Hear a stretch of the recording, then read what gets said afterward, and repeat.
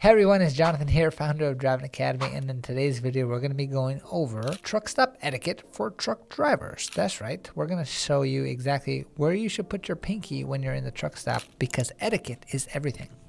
So, truck stops, let's talk about them. So truck stops have actually changed a lot. They went from kind of being a cool stop to kind of see cool individuals.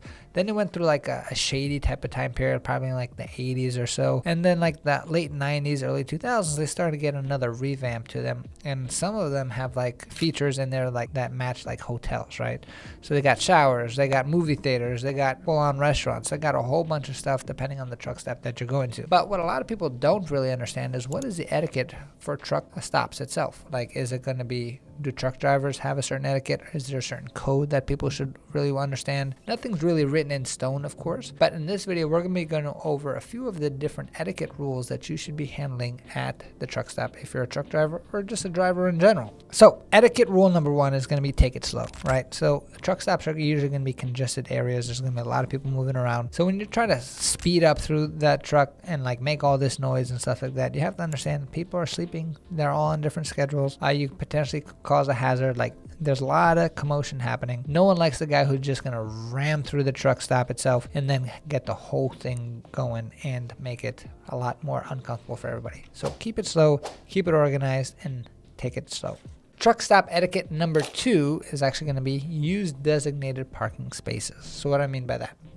So there's usually in truck stops certain areas where you can actually park trucks. And then there's going to be other areas where you'll see trucks parked that technically shouldn't be parked there. Now, of course, depending on how busy the truck stop is, depends on where you're going to have to park. But good etiquette says that you should be parking your truck in designated truck parking spaces. Now, of course, if it's full, then there's other spots like on the off ramps or something like that you can actually park it.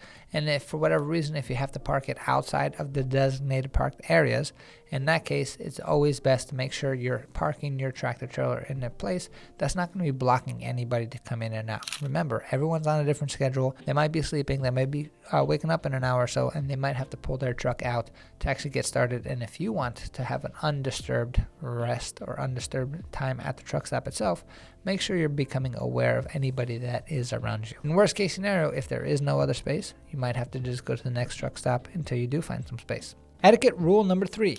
Fuel islands are not for vacation. What does that actually mean?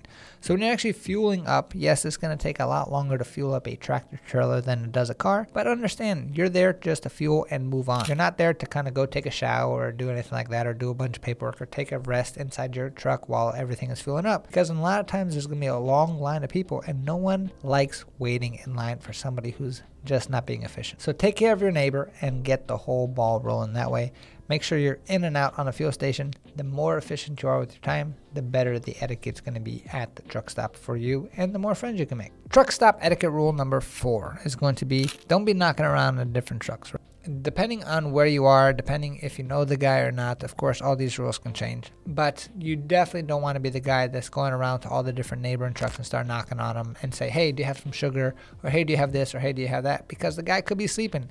The guy could be like just reading a book. The guy could be doing whatever that person wants to be doing. Everyone's on their own schedule, and you're probably not going to get a very happy individual coming out and opening up the truck for you. Now, of course, if you're invited there, if you're buddies, if you know the truck and you want to mess with them, that's all good and fun in the games, but we're talking about the general public that you don't really know what's going on. Truck stop etiquette number 5 is going to be take your waste with you. What kind of waste are we talking about? As you're driving your car now, I'm sure that you already have all these wrappers and things like that in your car that you should be disposing of. And in a truck, a lot more waste can accumulate because you're a lot bigger and you're probably in the truck a lot longer than you are in the car. Now you're going to be drinking like coffee and water and all this stuff while you're driving, and all of a sudden Mother Nature could come knocking and you got to relieve yourself somehow, and there's no bathrooms inside these trucks. So that being said, you might have these Gatorade bottles full of yellow stuff that's not technically Gatorade. Don't just leave it out there for somebody else to pick up, especially the fact that it came from your body. So make sure you show some etiquette, show some respect, show some responsibility. Throw that stuff out on your own. There's garbage cans all over the place. Keep the area clean, because when you're actually going into the spot itself, you want to make sure that it's clean for you. Truck stop etiquette rule number 6. We're going to be talking about clothing. So This is kind of a funny one, but clothing is not optional. At truck stops, you're going to see people from all walks of life, from all different cultures, from everything like that. And some people feel truly at home in their truck and they're just walking around completely naked. And then they feel so comfortable where they just walk outside their truck completely naked. And that's definitely not something that is proper etiquette, right? At least not in this world. I haven't heard of any nudist truck stops yet, but maybe if you're in a nudist truck stop, that's possible. But if you're just in a normal truck stop, keep your clothes on, make sure you're covering up all the private parts and everything like that. No one wants to see what you got going on there. And if they do, then take it to inside your truck.